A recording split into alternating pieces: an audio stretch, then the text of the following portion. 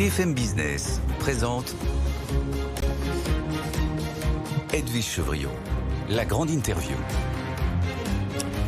Bonsoir à tous, bienvenue dans la grande interview. Nous ne devons pas baisser la garde. C'est un peu par ce jeu de mots que Christine Lagarde a cassé l'ambiance avec cette décision de la Banque Centrale Européenne de maintenir ces taux, puis surtout de ne pas donner de perspective, de calendrier. Jean-Claude Trichet, bonsoir. Bonsoir. Merci d'être avec nous, ancien président de la Banque Centrale Européenne. Vous étiez déjà là le mois dernier pour nous aider à décrypter un peu le discours de la Banque Centrale Européenne, parce qu'il y a la décision, et puis évidemment derrière, c'est le langage, les mots utilisés qui sont très très importants.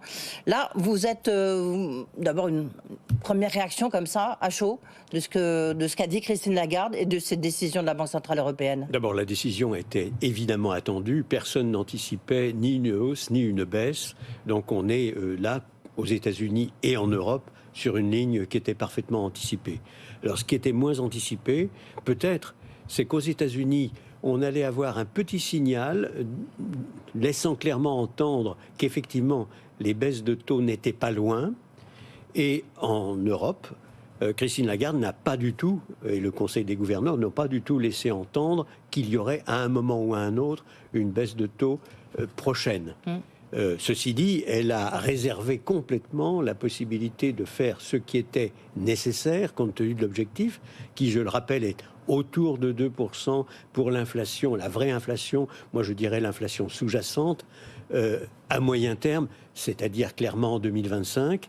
Et donc, elle a clairement indiqué que les décisions de la Banque Centrale Européenne seraient prises en fonction des données. Et je crois que c'est sage. Vous auriez pris la même décision? Ce n'est pas. Non, mais juste une question. J'ai pas les mêmes informations. Non, bien sûr, mais je ne suis pas le président du Conseil des gouverneurs. En permanence et les décisions ne sont pas prises par un seul homme ou une seule dame, comme vous le savez, mais à la suite d'une longue discussion. Ça me paraît faire beaucoup de sens que d'avoir dit ce qu'elle a dit. Est-ce qu'un jour on peut imaginer, tiens, je fais une petite aparté, on parle beaucoup d'intelligence artificielle, que finalement les gouverneurs ils soient remplacés par l'intelligence artificielle qui prendrait peut-être la meilleure des décisions avec le meilleur timing possible? Non, on ne peut pas imaginer cela. À mon avis, va quand même arriver, non ? Certainement pas dans l'état actuel de l'intelligence artificielle. D'abord, il faudrait que vous ayez non seulement une intelligence artificielle, mais probablement autour de la table 25 intelligences artificielles qui auraient des points de vue différents, parce que, en effet, les différents participants au Conseil des gouverneurs, que ce soit les Allemands, n'ont pas la même position que la France ou les Italiens. Et donc, il faudrait simuler, si vous voulez, 26 en réalité, 20 plus 6, mais ça va le prendre en compte. Différentes intelligences qui seraient au moins aussi intelligentes que l'intelligence humaine. Enfin, je n'y crois pas une seconde. De toute manière, nous n'en sommes absolument pas là, même pour remplacer un seul être humain.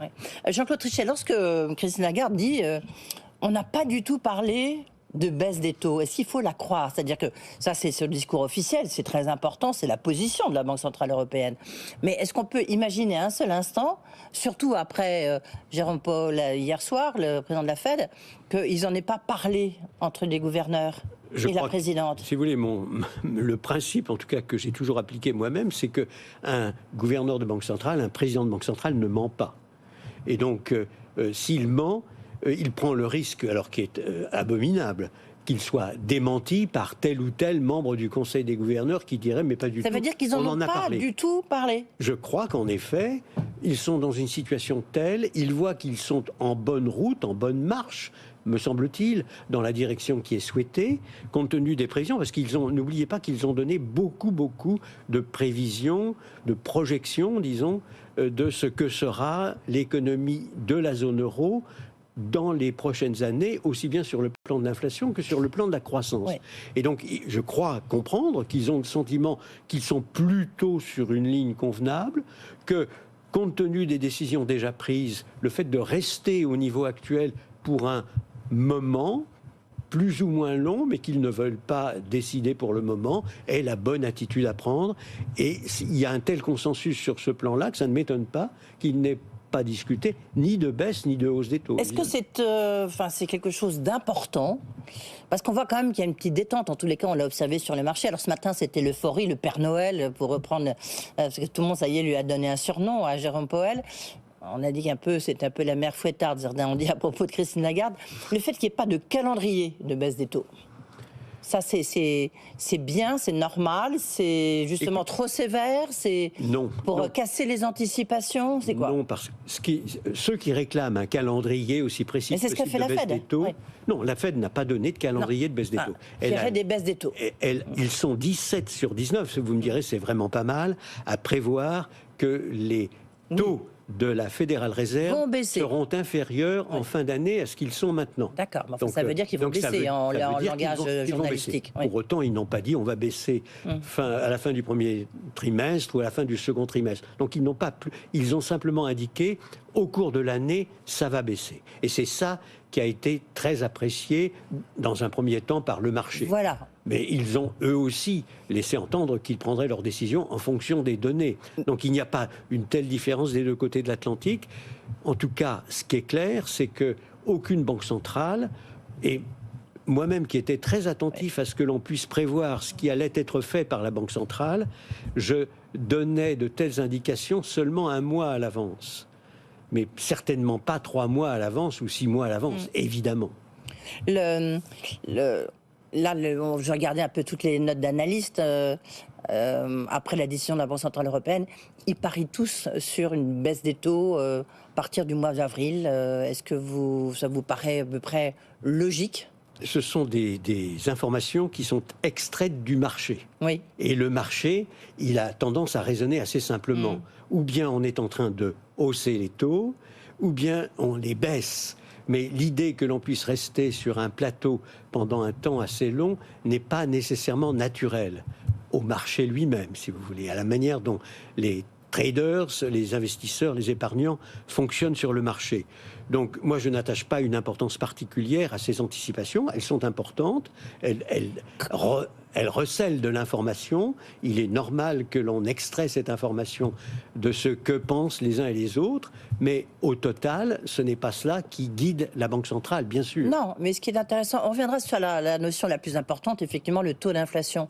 Comment est-ce que vous expliquez cette euphorie qui a saisi les marchés depuis quelques jours? Je veux dire, la situation géopolitique est catastrophique. La croissance, et les chiffres de l'INSEE qui sont tout à l'heure tombés pour la France, on voit bien que c'est stagnation au 4e trimestre, toute légère reprise pour le premier et le deuxième trimestre. Partout où on regarde, il n'y a rien pour faire sourire. Et puis là-dessus, les marchés, ils explosent, les marchés actions, ils sont absolument saisis d'une euphorie totale. Est-ce que ça vous paraît dangereux ? Alors, premièrement, les marchés sont très dépendants de l'atmosphère des États-Unis. Ça, c'est un point important. Nous ne sommes pas directeurs sur les marchés. Je le regrette personnellement, parce que l'économie européenne est formidablement importante, puissante, et elle a elle-même une influence considérable par le truchement, évidemment, du commerce qui est supérieur, notre commerce extérieur est supérieur à celui des États-Unis. Mais enfin, ce sont sur les marchés, en effet, c'est l'atmosphère américaine qui domine. Alors, atmosphère américaine, elle est quand même nettement plus dynamique en termes de croissance que la nôtre. L'ensemble des données que l'on a eues, notamment les données très spectaculaires du 3e trimestre, avec une croissance instantanée, disons, considérable. Je regardais les indicateurs des directeurs d'achat, vous savez, les fameux PMI, qui donnent une croissance très supérieure aux États-Unis à ce qu'elle est en Europe en ce moment. Donc on peut comprendre qu'ils soient dans une sorte de système, disons, d'information plutôt positive, certainement plus positive que nous. Et puis, en plus, la Banque centrale dit, on n'est pas loin du moment où on va baisser les taux, sans donner d'indication précise, mais rien que ça, ça suffit à enflammer, en effet, les marchés. Donc, je ne suis pas très étonné. À mon avis, tout ça doit être regardé avec beaucoup de prudence, et comme vous le disiez vous-même, quand on regarde l'ensemble de la situation mondiale, on a un endettement mondial qui est encore plus important aujourd'hui, public et privé, qu'il ne l'était juste avant Lehman Brothers ou les subprimes.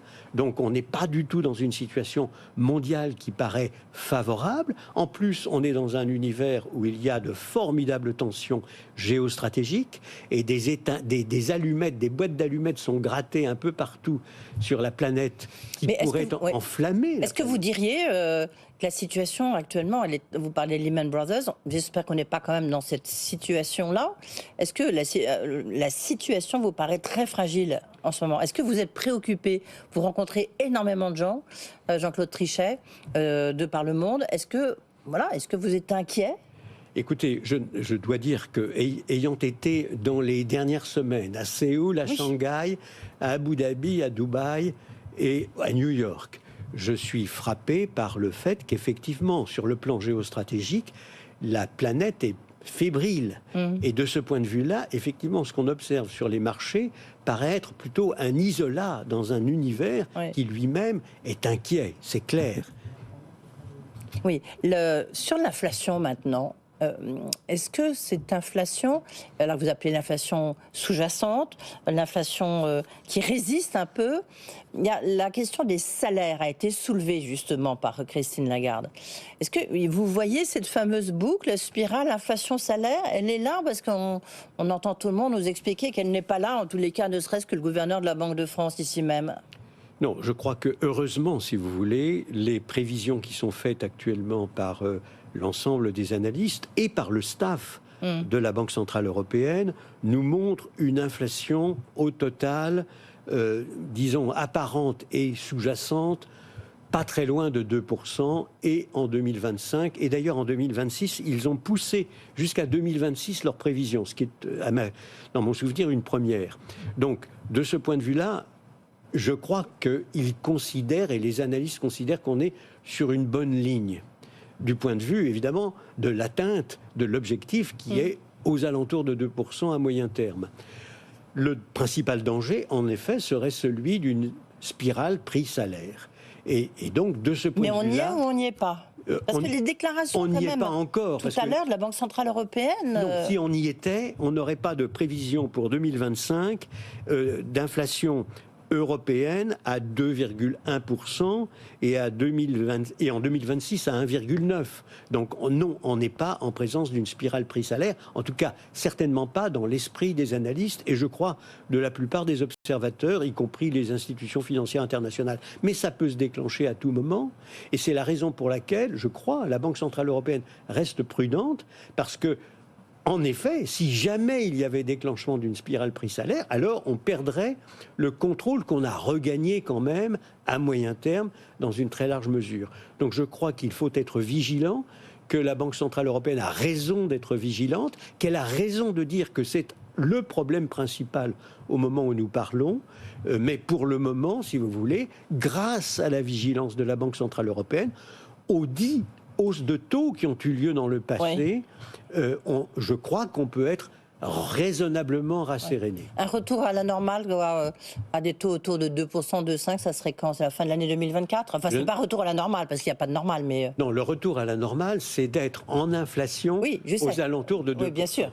Je ne me prononcerai pas sur ce qu'est le régime permanent des taux d'intérêt dans une situation normale. Mais moi j'ai connu une situation normale et les taux d'intérêt étaient plus élevés, évidemment, que 2%. Ouais. Donc, au total, si vous voulez, les meilleurs analystes prévoient que nous avons de bonnes raisons pour avoir des taux d'intérêt réels, donc taux nominaux moins l'inflation, à un niveau positif raisonnable. Oui.